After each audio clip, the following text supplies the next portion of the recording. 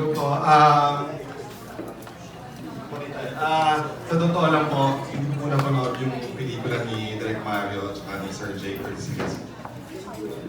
12 days pa lang po ako pinapanganak nung pinapasya noong October 12, 1984. So, hindi ko po siya napanood. Para sagutin po yung tanong nyo, hindi ko rin po talaga siya pinanood para hindi po ako magkaroon ng bias or makopya or magaya. Nagawa na po yung Anak ni Waray versus Anak ni Biday na pelikula. This time po, ito po yung interpretasyon ko sa magandang sulat ng mga creative team namin. Kung tatanungin niyo po ako kung anong diferensya, balita ko po, comedy po kasi yung Anak ni Waray versus Anak ni Biday ni Direk Mario J, yung mga kalwa.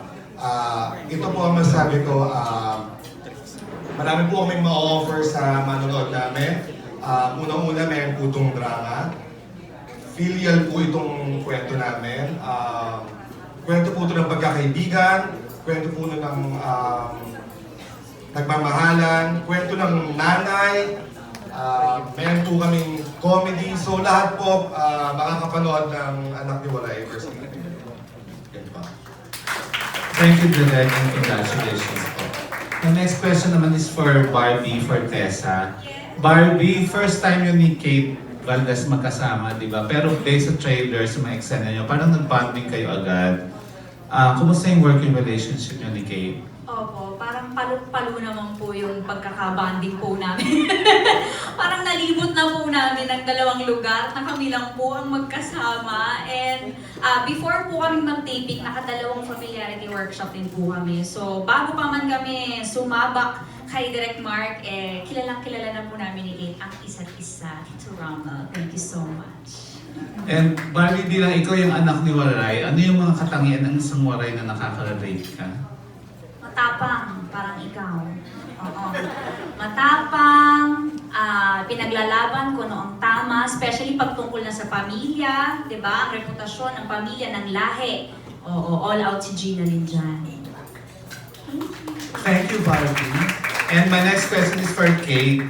Kate, anong nararamdaman mo na pwedeng magturing na newcomer, relatively newcomer ka, pero ang mga kasama mo ngayon mga bigating artista, may Dina Bonnevie, may Snooki Serna, may Jay Manalo, at syempre, Barbie Fortesa. Opo, ako po ay sobrang grateful dahil binigyan po ako ng opportunity and chance na makatrabaho po ang mga veteran actor and actresses dito sa industry.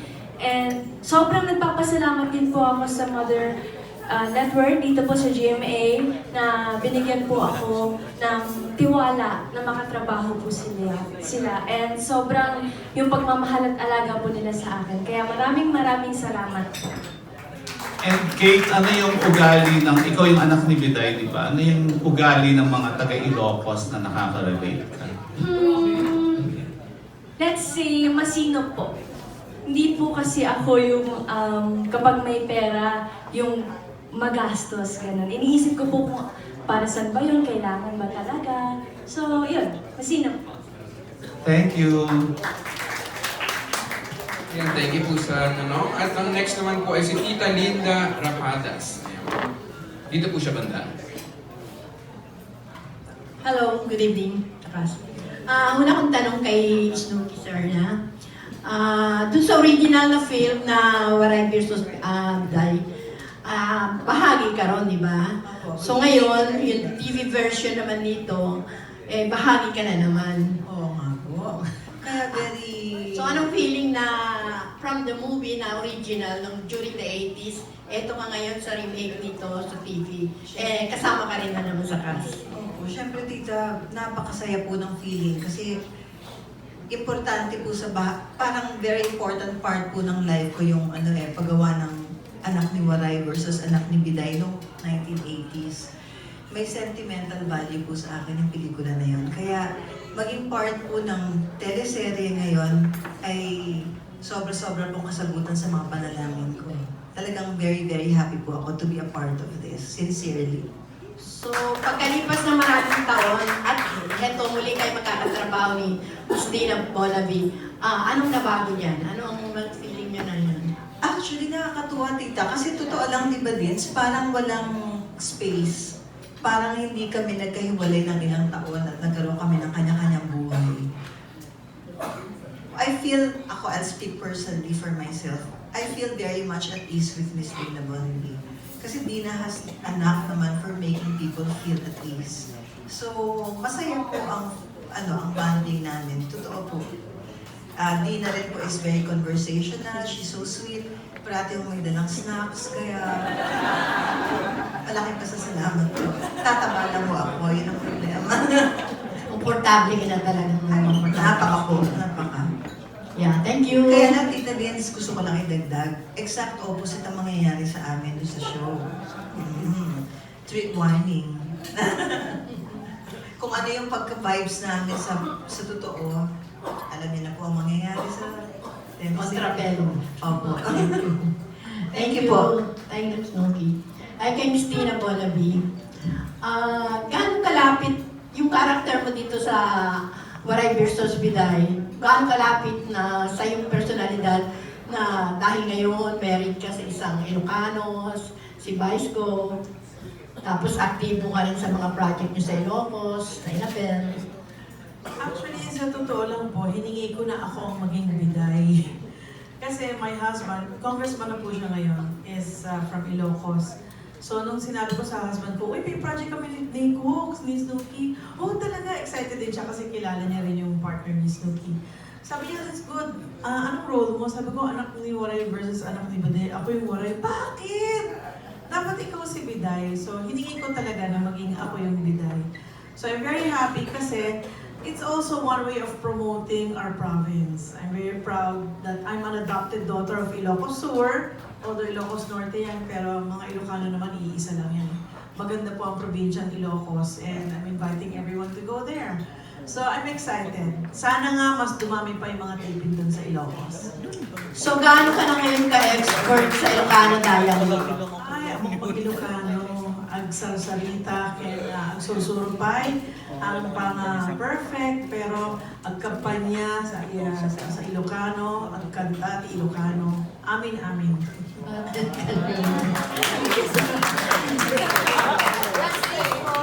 Palaban niya yung Translate daw. Ang sinabi ko, hindi pa masyadong perfect ang Ilocano ko, pero nakakapagkampanya ako sa Ilocano, kumakanta ako sa Ilocano, nakakapagsalita ng Ilocano, kaya naawata ka amin-amin para naiintindihan ko lahat. Hindi ka na nila may bibenta. Hindi! Ano kaya po? So, gaano naman ka-intense yung character mo ito na kalaban ka talaga? Yun na nga lagi na lang palaban yung role ko. Wala bang weak naman. Palaging palaban ang character ko. Pero fun kasi this time, palaban man, meron namang light moments. Hindi naman puro iyakan lang. Matindi din ang drama dito kasi totoo kaming magkagalit ni Snooki dito. Ang hirap nga kasi kwentuhan kami ng kwentuhan sa tent. Biglang pagdating sa eksena, magbubugbugang kami. Parang, sandali, si Snooki tawa ng tawa sa akin. Sabi ko, Snook, sigurado akong galit sa'yo. Seryoso tayo. Natatawa ako sa'yo Ako din naman, natatawa sa kanya kasi hindi ako sanay na palaban siya. Yung mga movies namin noon ni Snooki, mahinhin siya, mabait, laging tawa. Parang, Snooks, talagang palaban ka na ngayon, ha? So, it's different, pero yung friendship namin, parang not a day lost. Every day we recount yung yung mga legal days, every day, Cooks, naalala mo yung ganyan siya naman, Deans, naalala mo. So, kung reminisce kami ng reminisce, nakakatuwa, and I'm very happy na thank you to GMA for choosing me to be part of this wonderful teleserye. Good luck, Miss B. Thank you po. Yeah. Kay Miss Celia Rodriguez. Manay, Celia, bilang ikaw ay isang veterana, batikan, napakagaling na artista. Ano ang maibibigay mo ngayong payo sa mga baguhang actress tulad nila Barbie, nila Kate, nila Migo, upang sila ay magtagal sa industriya? Hindi na dapat payuhanan. They know what they're doing. Ang gagaling. And I know they're going to have a good future. For as long as they retain their professionalism. Si Barbie, napaka-professional yan. At saka karinyosang bata. At saka ito naman si Sexy, ang apo ko. Napaka-professional. Kung kaming mga medyo may edad na nalilate, nahihiya kami sa mga bago. na palagi nasa set, naka-makeup at alam ang mga lines. I'm so proud na ang mga batang ito, they will have a good future. Because not only that, they look up at us, magalang ng mga bata. They look up at us, pero nagtatanong sila kung bagay ba ito, kung dapat ba itong salitang ganito. They really have a goal to be someone that people will look up at them also when the time comes. And I know that Barbie and this my apo, Kate, will be big stars someday. And I will look up at them and say, wow, I worked with them. Thank you, Nay. Thank you. Ay, ni Barbie, ni Kathleen, tsaka ni Ginalyn. Ano, sa palagay mo, worth bang patawayan ng mga babae ang isang lalaki? At masira yung friendship? Para sa akin, kahit ang gwapo-gwapo at bait yung lalaki, para sa akin, friendship first. I mean, love between friends isn't always weaker than love between a partner and a person. Sometimes love between friends is stronger than the love that you have with the other sex. So para sa akin, I mean, if a guy is going to separate your friendship, was your friendship strong to begin with? I mean, something like that should be easily fixed. So para sa akin, I feel, hindi. Kung mahal mo isa't isa, yung best friends, pick another guy. Ano, or play with him. Both of you. Ayun. Thank you. Thank you. Hindi po, Tita Linda. Ang next natin na katanungan ay galing kay Lester Ramos.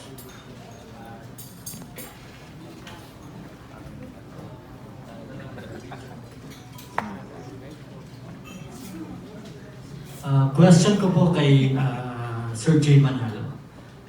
Hello po, dito po. Here po. Hello. Sir J, ang character mo kasi rito, pinag-aagawan ka ng dalawang babae at hindi simpleng dalawang babae lang, magkaibigan ito. Sa totoong buhay ba, naranasan mong pag-agawan din ng pagkaibigan na babae?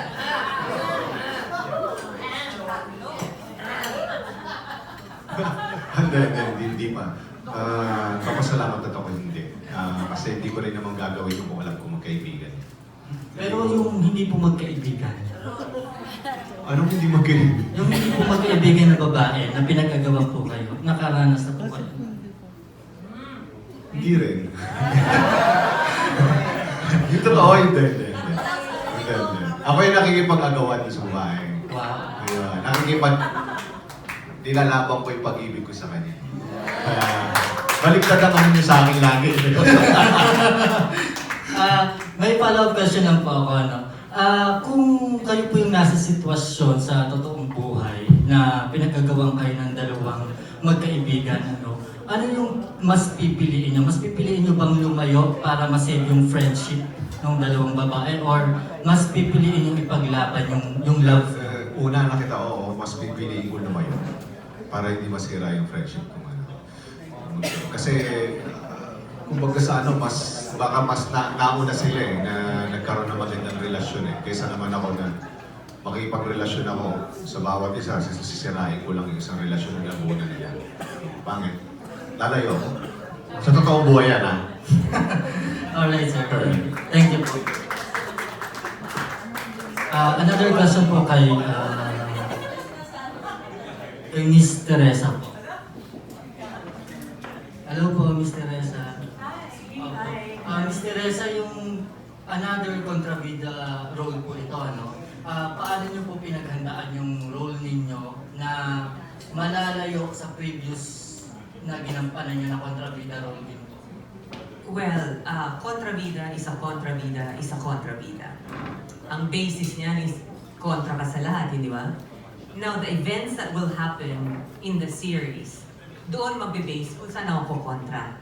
So doon mag-iiba ngayon kung ano yung po-portray ko bilang kontrabida dito sa mga nagawa kong serye noon. At saka at least yung pangalan ko ngayon lang ako nakakama-cross ng isang pangalan na ganito. Dorcas. Dati social ako, Gabriela. Dati, Olivia. Dorcas. So, ewan ko. Ano yan, siguro yun ang magiging surprise ko na natawa ka. Oo, yan ang aking name. And baka magulat kayo. Malay nyo mag-Ilocano din ako o mag-Waray. May other question lang po ako. Kasi madami pong nainis sa character niya sa May Special Tatay. So, may pressure po ba on your part na this time ay mas dapat ikitan pa? Ano po yung take niyo? I do not take this as an insult anymore. Minsan nga wala pa akong sinasabi, marami nang inis sa akin eh. Kasi nandiyan na sa itsura ko eh, di ba? And kung yan ang hinihingi ng character ko, compliment na ngayon sa akin na mainis sila. Pressure, hindi naman sa nagbubuhat ng sarili kong bangko. I think for the characters that I have played before, I got reactions na inis na talaga yung mga tao. Pero that doesn't say hindi na ako maglalagay ng effort. For every role that I make, for every role that I play, I put myself into the character. At gagawin ko kung isulat yan ng mga writers namin at sabihin sa akin ni Direk na mainis talaga lahat ng tao sa akin, gagawin ko yan. Congratulations. Thank you.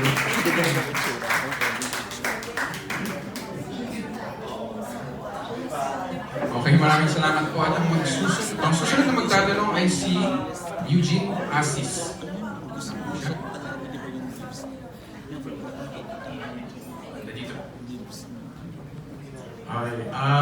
Gusto ko sana tanong yung mga lead stars but i-reserve ko na lang sa one-on-one. Anyway, gusto ko tanongin muna si Faith Da Silva.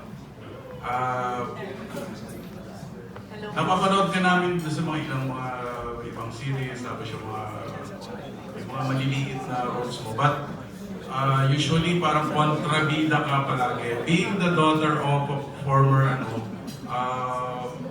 heartthrob, wala ka bang yung parang pakarte na maging bida katulad nila Kate at saka ni Marty?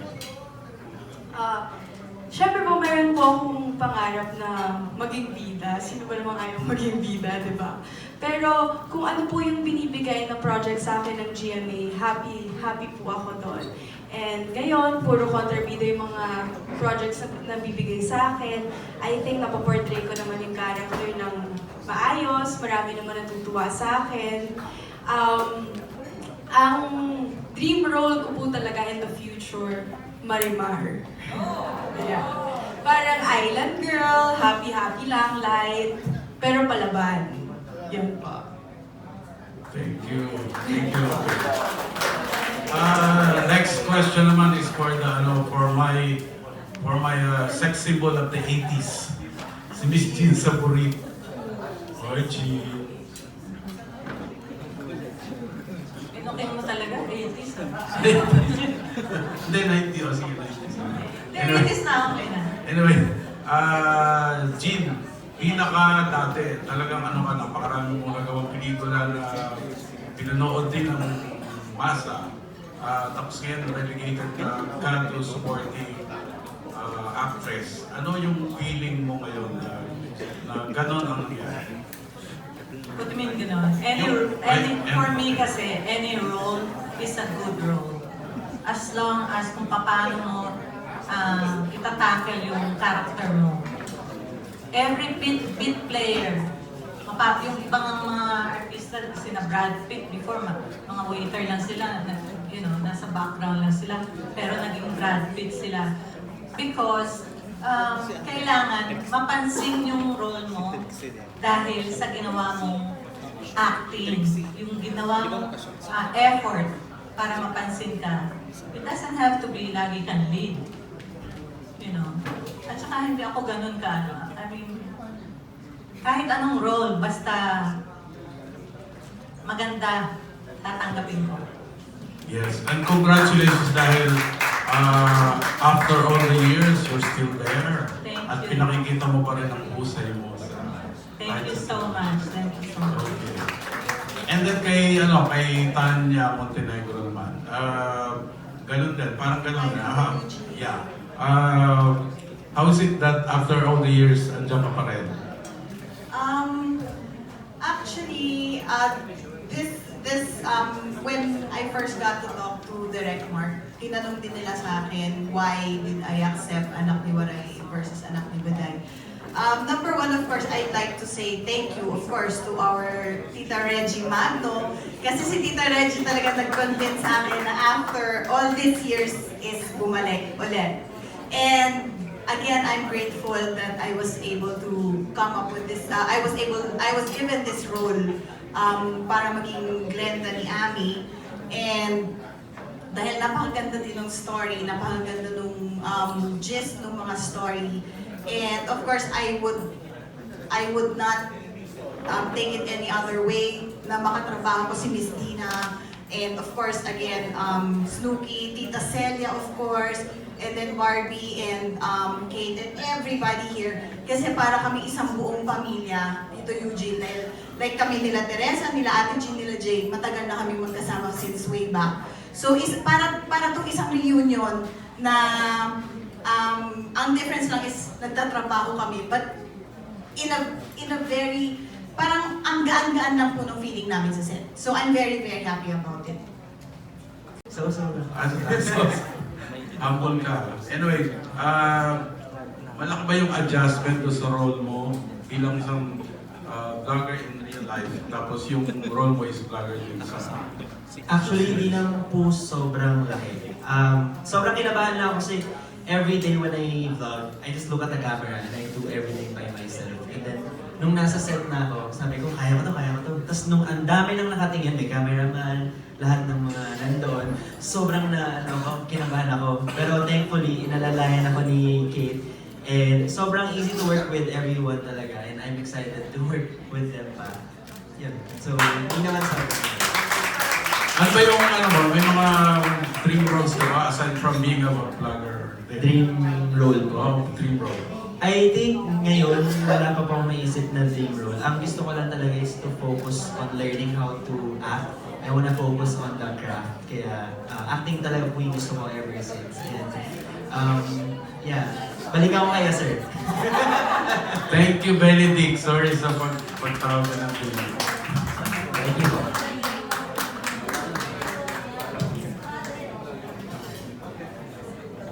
Maraming salamat po. Ang next na magtatanong ay si Sir John.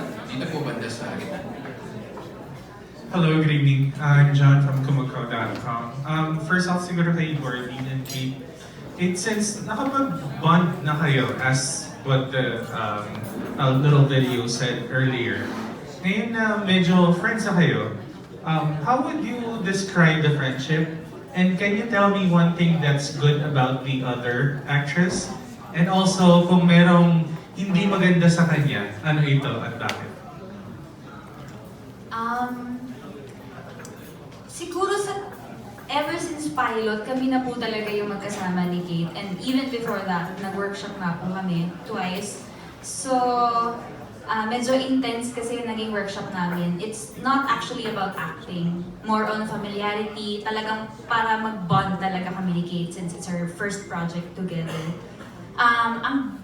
Sa unang araw pa lang ng workshop namin, ang dami ko nang nalaman sa kanya. Ganon siyang willing mag-open up to someone na kakakilala niya pa lang. So, ang sarap makatrabaho nung ganon kasi alam mo na kahit yung dedication niya sa work, 100%. Yun. Kung meron man akong hindi gusto kay Kate, wala naman. Wala pa naman. Hindi pa kami umabot doon. How about you, Kate? Ako naman, since nga sa workshop at sa taping nakasama ko si Ate Barbs, sobrang caring ni Ate Barbs at naramdaman ko na merong mag-aalalay sa akin at may nagpamahal sa akin na bilang ngayon ay kakakilala lang naman, first time po namin mag-work. And thank you for that, Ate Barbs, for being my ate. And thank you for caring and loving me. Wow. Ano ba?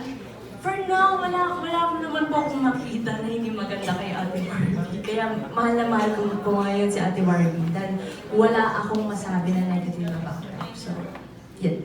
Kate, do you already have a boyfriend? Oh, for now po, wala pa po. Thank you. Thank you. Alright, Migo, hi. how does it feel to be, you know, to be torn between two ladies? For a change, since my last show was Sahaya, and we were fighting over Bianca. Yeah. Now I know how it's gonna feel like for Bianca to be fought over. So I feel like I'm Bianca in the show. But wala, I mean, we haven't had a scene pa of yung agawan. But I'm looking forward to it kasi as for me, I've never portrayed a character na naagawan by two ladies. So, and for sure, that will only happen in TV. It will not happen in real life. So at least I get to experience it somehow, somewhat. How kind is your character? He's kind. I mean, yung personality niya is kind. But of course, from the harshness of the cruel world we live in, he picks up some bad habits, which forces him to do things that are frowned upon. Ibig sabihin, yung magiging babayero siya. Really, it's just kasi takot siya sa commitment. So, just goes to a girl, to another one. Ayaw siya mag-stick sa isa. But for sure, as the storyline goes by, let's see kung ano yung character development ni Kokoy, si Eric. Alright, congrats! Alright, thank you.